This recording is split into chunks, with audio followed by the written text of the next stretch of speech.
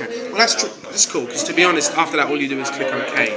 And then the other stuff it doesn't make any visual difference to it, but as you can see, we've now got our audio conformed in a way that will play back much better with video editing. In terms of the other stuff, it's just very similar to the stuff I showed you before. If bits like this bother you, little bits of room ambience that shouldn't really be there, highlight them, command click, right click, silence. If the ending of it is a little too abrupt, because when you see the way that this sound kind of fades off like that, it's hard to just silence it, because if I silence it there, it's going to cut it short. Where do I silence it though? There? I don't know. Highlight it to a point where you can hear there's nothing left but the weird background sound that you don't want, and you can silence that.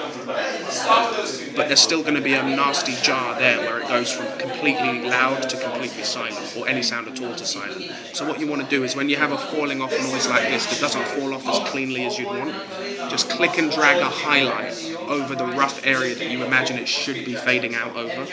Then you want to go up to favorites, fade out. Favorites, fade out. You can also use it at the start to fade in. But when I click on this, as you'll see what it does, it's very subtle in this case, but it's now faded. If I undo it with Command Z, do you see the difference there? That's without it, and that's with it. Without and with, you see?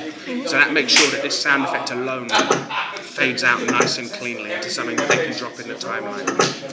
This is a little awkward here, this peak, but remember what I said about you don't want noises peaking louder than -6 ideally.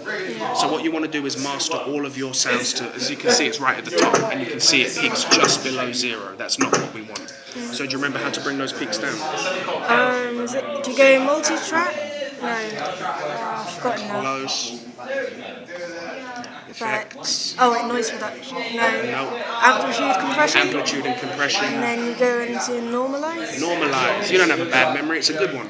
And we want to normalize to -6. Because remember, we want our loudest noise to be at -6, which you can see is here. And we can see that our loudest noise now, unfortunately, is right up at 0. So if by saying normalize to -6, we're basically saying take this, our highest peak, and bring it in a line with this, -6. So our peak should now be somewhere around there. And if I click OK, you can see that's exactly where our peak has gone. So now, it's a much cleaner noise.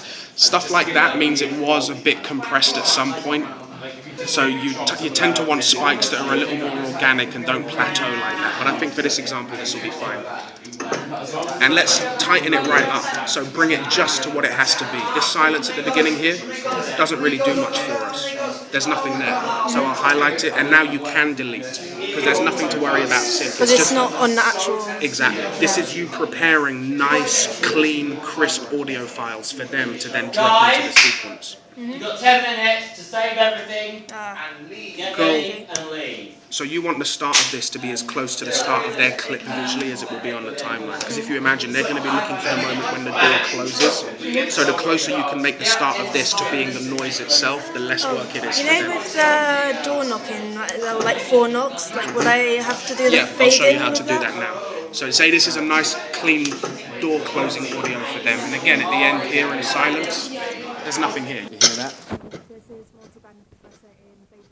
Yeah. So you may